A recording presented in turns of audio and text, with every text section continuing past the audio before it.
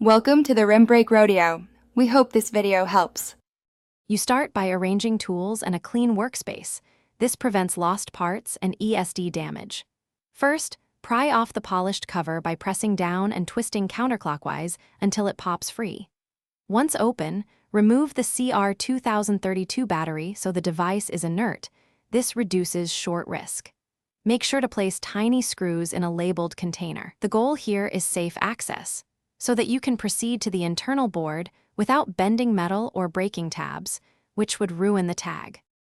Once the battery is out, pry off the inner plastic ring and peel any adhesive carefully so you don't tear the speaker leads. Then remove the 3 tiny screws holding the PCB, lift the board slowly, watching for a small ribbon or soldered pads. You will see the circular piezo or buzzer attached to the case. This is the sound source. Keep track of which side faces out. Once you identify the speaker assembly, you can plan removal without damaging the board or antenna traces.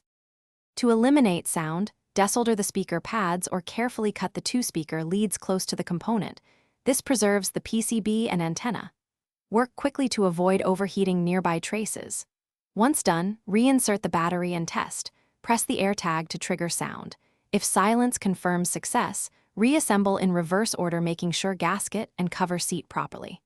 If the AirTag fails to appear in Find My, reset it by removing, waiting 1 minute, then reinserting battery. Thanks for watching. Consider subscribing if we helped you.